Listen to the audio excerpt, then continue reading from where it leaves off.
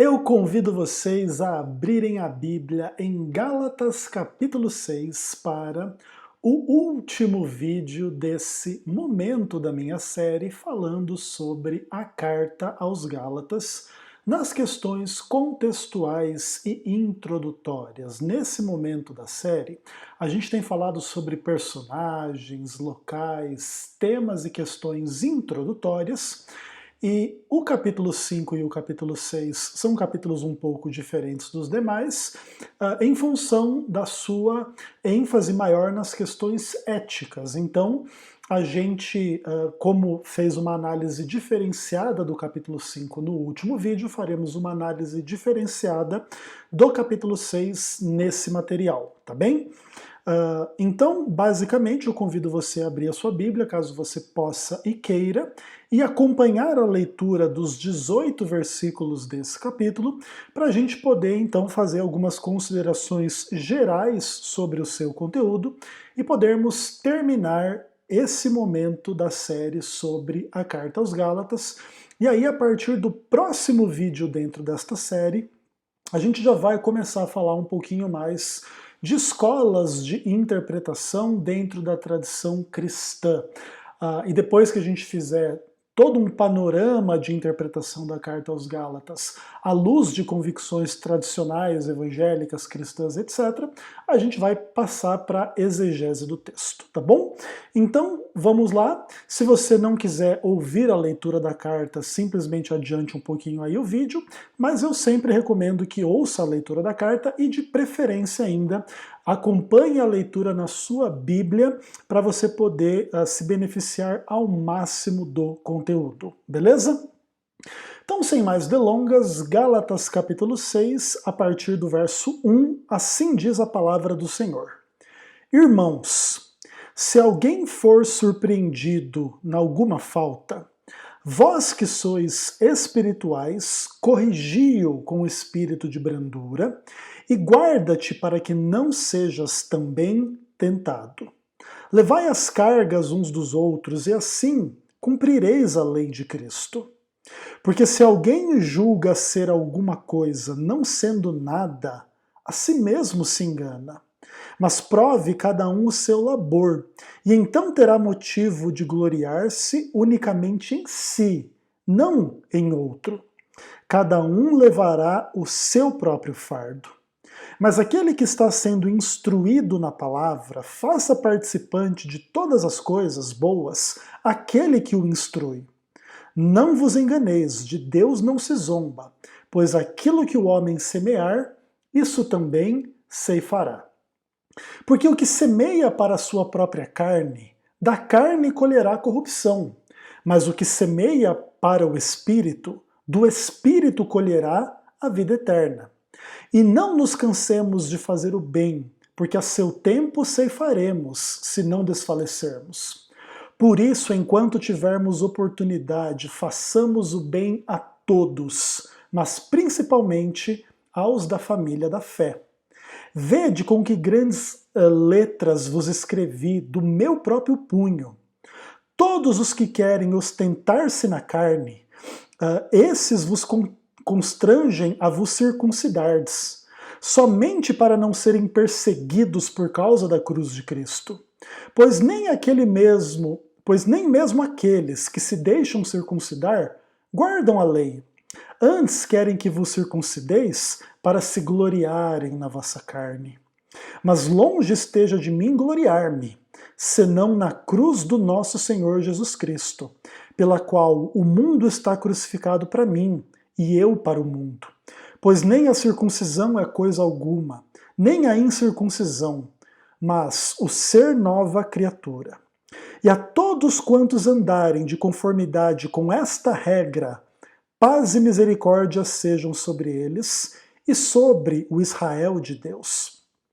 Quanto ao mais, ninguém me moleste, pois trago no corpo as marcas de Jesus. A graça do nosso Senhor Jesus Cristo seja, irmãos, com vosso espírito. Amém. Paulo termina a carta aos Gálatas evocando algumas questões interessantes, de certa forma resumindo um pouco das polêmicas, ou da principal polêmica dele em toda a carta, que gira em torno da mensagem dos judaizantes, especialmente naquilo que os judaizantes focalizavam de uma forma muito específica, a necessidade da circuncisão física para a salvação. Como que, se de alguma forma a fé em Cristo não fosse suficiente, se o Gálata, o pagão, enfim, o não-judeu, não viesse a se circuncidar no contexto da fé, do evangelho e etc. Tá bom? Basicamente, esse é o principal ponto em questão, e Paulo arremata esse ponto na conclusão da sua carta. Existem personagens explícitos e implícitos a todo o momento em cada uma dessas orientações aqui. Existem os irmãos Gálatas, existem aqueles que são surpreendidos em alguma falta, existem os espirituais que devem corrigir os que erram com o espírito de brandura, que inclusive devem se guardar para não ser tentados, e sempre existem aquelas pessoas que, de alguma forma, devem cumprir as orientações éticas de Paulo, e aquelas que não cumprem as orientações éticas de Paulo. Então Paulo diz para levar as cargas uns dos outros. Naturalmente, ele deseja que os Gálatas assim façam, mas ele também não pode obrigar. Então, sempre em perspectiva nas orientações éticas, estão os personagens que cumprem aquilo que Paulo prescreve e aqueles que não cumprem. E a ideia é que aqueles que cumprem as questões aí de levar a carga um do outro, de não se julgar como sendo alguma coisa não sendo nada, provar cada um a si o seu labor, e ser participante, e fazer participante de toda boa obra aquele que está instruindo ele na palavra. São os obedientes, são aqueles que estão semeando para o Espírito, para colher do Espírito a vida eterna. Os demais estão semeando para a carne, e da carne vão colher corrupção e condenação e tudo mais.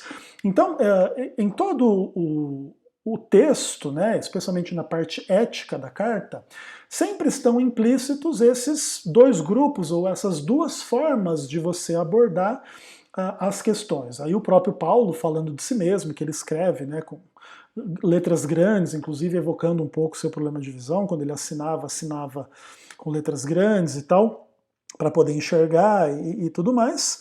E ele está falando aqui dos judaizantes, que querem se ostentar na carne dos Gálatas, fazer eles se circuncidarem, e eles mesmos circuncidados não cumprem a lei. É interessante as questões de Paulo aí. O que ele queria dizer com isso, né? Queria dizer meramente que eles eram pecadores, ou que de fato eles consideravam a parte da lei da circuncisão muito importante, mas desconsideravam outras partes da lei? Naturalmente é difícil responder esse tipo de questão, mas a gente precisa pelo menos levantar e tentar pensar nas hipóteses e tudo mais. Aqui, como personagem do texto, o próprio Senhor Jesus Cristo, que foi crucificado e tudo mais. E ninguém deve molestar Paulo, porque ele traz as marcas de Jesus no corpo, e a graça seja com todos. Então, basicamente, esse é um panorama geral aí dos personagens na carta aos Gálatas. Não existe aqui nenhuma menção específica à geografia, a não ser a ideia do Israel de Deus, que também, na verdade, não denota simplesmente uma geografia, né? Existe, inclusive, nesse contexto aqui que a carta aos Gálatas foi escrita, os judeus da dispersão, da diáspora, então que não viviam na região de Israel, né? Então, o ser Israel de Deus também não é limitado a uma geografia, mas a toda uma questão de herança, cultura, família, enfim, fé judaica e tudo mais. E aqui no caso nem é bem fé judaica, né? Aqui no caso é fé cristã, né? Porque o Israel de Deus aí no caso seriam os verdadeiros filhos de Abraão, que inclusive são evocados aí na carta como sendo os que têm fé em Cristo, né? E não meramente os que têm a lei, né? E que muitas vezes nem seguem toda a lei que tem, né? E que pretendem e dizem valorizar. Então, esse é um panorama geral das questões aí dos personagens e dos locais. E os temas teológicos são bastante interessantes. Acima de tudo, existe a noção de como lidar com aqueles que erram, que inclusive deve ser lidado com um espírito de brandura, lembrando que quem precisa lidar com quem erra também pode lembrar que ele próprio pode errar, então todo cuidado é importante nessa hora, e aí surge um pouco das questões mais ou menos na mesma direção do que eu estava falando no vídeo do capítulo 5, se Paulo se considerava alguém que cumpria essas prescrições que ele prescrevia aos Gálatas, né? Paulo parece que joga muito pesado com os judaizantes, e será que ele considerava essa forma de lidar com eles uma correção de falhas com espírito de brandura? É uma boa pergunta, né?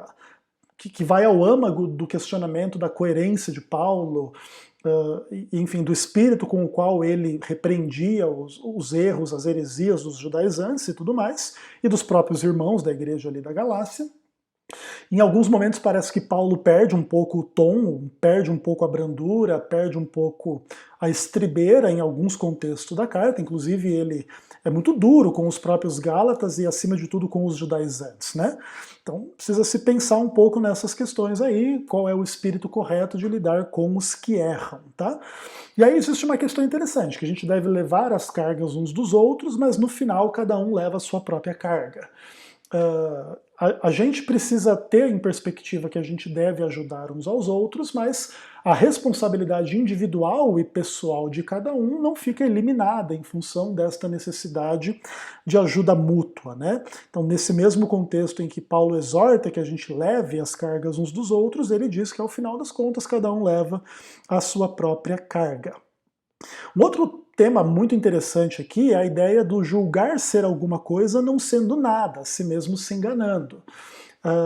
Paulo, portanto, quando ele inclusive pretende ser apóstolo e pretende ser enviado de Cristo e pretende pregar o evangelho verdadeiro em contraposição a falsos evangelhos, não sei se ele está querendo dizer assim que ele é melhor que os outros, que ele está acima dos outros. Eu creio que Paulo, em grande medida, se considera como ele pede que os Gálatas se consideram, alguém que não é nada, não deve pensar de si mesmo grande coisa.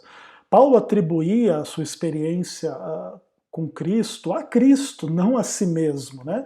Então não julgava ser alguma coisa, todo esse orgulho judaico, exclusivismo judaico, essa forma arrogante de ver a si mesmo em função de possuir a lei e ser filho de Abraão e essas coisas tais, foram consideradas por Paulo como refúgio, né, como lixo, como estrume, como merda, para que ele viesse ganhar Cristo, que era muito melhor e maior do que tudo isso, né? Isso inclusive explica um pouco por que Paulo também pega tão pesado com essas prerrogativas judaicas, como circuncisão e além de circuncisão, como não significando nada separado de Cristo. E se alguma dessas coisas se tornar rival de Cristo, quem escolher qualquer uma dessas coisas cai da graça de Cristo. E esse provavelmente é o ponto principal da argumentação de Paulo em Gálatas, tá? Mas seja como for, é bem interessante, né? E cada um deve provar a sua própria obra para se gloriar em si mesmo, não nos outros, né? A gente não deve comparar uns aos outros, né? As comparações são bastante infelizes. Cada qual é cada um, cada pessoa tem uma história, cada pessoa tem uma experiência com Deus, cada pessoa tem talentos e dons e pecados e coisas boas e coisas ruins, de maneira que ninguém deve se comparar com ninguém e cada um deve levar o seu próprio fardo. Adiante, na próxima sessão, ele fala um pouco daquele que instrui os Gálatas na palavra e que devem ser feitos participantes das coisas boas, né? Que na verdade pode indicar algum tipo de relação de ofertas, de sustento, de hospitalidade, de um monte de questões possíveis aí, provavelmente inclusive Paulo e seus companheiros mais próximos incluídos nesse tipo de coisa. Não que Paulo estivesse cobrando alguma coisa específica dos Gálatas, mas demonstrando a importância disso, né? O que inclusive é bastante irônico, ao meu ver, nesse contexto, porque os judaizantes estavam ali instruindo os Gálatas na palavra. Paulo considera que eles estão dando uma instrução herética e ruim, e por isso combate a presença deles, as ideias deles e tudo mais, mas para os Gálatas, talvez num primeiro momento não fosse simples identificar isso, né? E talvez, inclusive, pudessem ter ajudado financeiramente os próprios judaizantes em função de entenderem esse tipo de questão aqui, mesmo antes que Paulo tivesse escrito a carta, por exemplo, né? Aí não fica muito claro se os Gálatas já entendiam essa necessidade antes ou não, mas talvez sim, até porque o próprio Paulo tinha conhecido os Gálatas num contexto de doença, onde os Gálatas serviram a ele. Então, se outras pessoas estavam ali na região pregando, ensinando e tal, talvez os Gálatas também tivessem à disposição de ajudá-los, né? E Paulo reenfatiza isso, de que isso é importante, porque a gente vai colher o que a gente plantar, e de alguma forma ajudar as pessoas que nos ajudam é uma forma de demonstrar inúmeros pré-requisitos importantes, né, do caráter cristão, como gratidão, como fé, como confiança, como desprendimento, como abandonar um pouco do egoísmo para ajudar o outro. E porque é nesse caminho que a gente vai semear para o Espírito, e do Espírito a gente colhe a vida eterna. O que, inclusive, coloca em xeque o monergismo de forma absoluta aqui, né? É o homem que vai semear. Isso é bem importante, o verso 7, né? De Deus não se zomba. O que o homem semear, ele vai ceifar. E aí ele diz, o que semeia para o Espírito, do Espírito colhe a vida eterna. Então, nesse ponto específico, existe a ideia de que é o homem que deve semear para o Espírito, ou no Espírito, ou para o Espírito, e do Espírito colherá a vida eterna. Então, de alguma forma, o homem tem responsabilidade naquilo que faz com vistas à sua vida eterna. Naturalmente, isso não quer dizer que o homem merece a vida eterna ou que tem a vida eterna independentemente de Deus ou da graça de Deus, porque ele colhe essa vida eterna do Espírito. Então o Espírito ainda é o agente da vida eterna. Mas ele concede a vida eterna não no vácuo, na ideia da eleição incondicional e do monergismo, mas ele concede a vida eterna àqueles que semeiam para o Espírito, para ele mesmo. Então aqueles que respondem à graça semeando para o Espírito, colhem do Espírito o fruto da graça, que é a salvação. Sinergismo puro, né? Está destruído, a partir desse tipo de ideia, o monergismo calvinista, etc. Tá bom? Beleza. Inclusive também ele fala de quem semeia para a carne, da carne colherá a corrupção, também indicando que toda a ideia da ceifa, né, de que o homem ceifará aquilo que semear, coloca à luz a responsabilidade humana no bem ou no mal, né? Tipo, mais ou menos o cumprimento lá de Deuteronômio 30. Eu coloquei diante de você a vida e a morte, escolhe a vida para que vivas. Então semeie do Espírito para colher a vida eterna. Se você escolher a morte, você vai morrer. Se você escolher a carne, você vai morrer. Basicamente é isso, e isso aqui demonstra claramente a compreensão sinergista de Paulo em relação às questões. Aí ele diz para a gente não cansar de fazer o bem, porque a gente vai ceifar se a gente não desfalecer, o que aqui também coloca uma ideia importante de perseverança dos santos e vislumbre de perda da salvação. Você não deve cansar de fazer o bem, porque você vai colher, mas você vai colher com uma condição, se você não desfalecer. Se você desfalecer, a tudo aquilo que você plantou de bem, você não vai colher ao final. Então a ideia é, quem vai ser salvo é quem perseverar. Quem não perseverar vai perder a salvação, né? Esta é claramente a ideia de Paulo aqui. E a gente deve fazer isso em todas as oportunidades que a gente tem, fazer o bem a todos, principalmente aos da família da fé. O que aí também coloca em vislumbre um pouco se Paulo era coerente com aquilo que ele fazia ou não. Parece que Paulo trata os judaizantes em Gálatas como pessoas alheias à família da fé. Eles não creem que são, tipo assim, uns cristãos com uns probleminhas. São, de fato, hereges contra Cristo, contra a graça, legalistas e tudo mais, perigosíssimos para a comunidade, e trata eles meio como que não fosse da família da fé. E Paulo diz, vamos fazer o bem a todos. Então, em tese, tipo, também deveria se fazer o bem aos judaizantes, mas principalmente ao da família da fé, que na minha percepção aí, Paulo entende a comunidade dos Gálatas como pertencendo à família da fé e os judaizantes não. Pelo menos não até que viessem a se arrepender e crer, inclusive, no evangelho que Paulo estava pregando, independentemente das obras da lei, da circuncisão e das questões aí, de uma forma geral, beleza? Ok, que mais? Aí ele vai tratar do tema de que os judaizantes queriam se ostentar, né, com essa coisa de que a mensagem deles foi tão forte, foi tão bem pregada, foi tão persuasiva que os gálatas foram e se circuncidaram, né? que era uma coisa repugnante para os pagãos e dolorosa e tudo mais, para se gloriar, dizendo, olha, tá vendo como que a coisa é pesada aqui por aqui, mas eles mesmos não guardavam a lei. E Paulo diz assim, que ele não quer se gloriar nos Gálatas, ele não quer dizer, olha, eu mando nos Gálatas, eu comando os Gálatas. Paulo quer se gloriar na cruz de Cristo, pela qual o mundo está crucificado para ele e ele para o mundo. E dentro desse ponto, Paulo, de alguma forma, equipara todas essas sensibilidades judaicas com o mundo. E isso tudo está crucificado para ele porque ele encontrou algo maior que o mundo, maior que o judaísmo, maior que a lei, maior que as tradições judaicas, que é Cristo, tá bom? Que no final das contas também precisa ser entendido como a própria fonte dessas coisas todas entre os judeus, porque Cristo é Deus e foi ele que deu a lei, foi ele que deu a circuncisão, foi ele que deu as dietas, foi ele que deu o sábado, foi ele que deu tudo.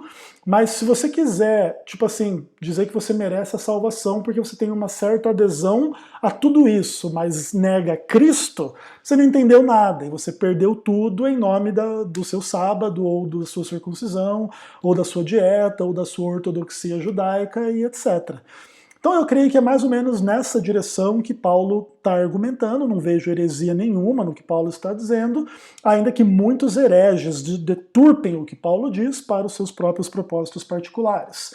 Mas a gente está só identificando as questões, a gente ainda não está fechando a boca do saco, o que isso quer dizer, eu não quero, quais as implicações disso ou não, e etc. Tá bom? Estamos só se familiarizando com as questões e naturalmente já adiantando um pouco das conclusões para vocês. Aí ele diz que circuncisão ou incircuncisão não é nada, o que importa é ser essa nova criatura em Cristo, e quem entender isso e andar de conformidade com isso, paz e misericórdia sejam sobre ele, sobre o Israel de Deus. Então, basicamente, Paulo diz que se você não entende isso nesses termos, provavelmente vai te faltar a paz e a misericórdia de Deus. Que se manifestam na graça de Cristo muito acima do que se manifestam na lei de Israel, na circuncisão, no que quer que seja. Beleza? E quanto ao mais, ele não quer nem que ninguém enche o saco dele, porque ele carrega no corpo as marcas de Jesus e invoca a graça de Deus sobre os Gálatas. Beleza? Basicamente é isso, meus irmãos. Foi um prazer aí dividir um pouco das questões textuais introdutórias e contextuais da Carta aos Gálatas com vocês. Estou muito animado para a gente continuar esse estudo e começar a trabalhar as questões de interpretação das escolas tradicionais, evangélicas e adventistas, não sei o quê, em relação à Carta aos Gálatas. Tem muita coisa legal para a gente estudar na próxima sessão da nossa série. E depois, na sessão final, aí a gente vai tratar de exegese mesmo, tá bom? Por enquanto é isso, um forte abraço, até o próximo vídeo, se Deus quiser.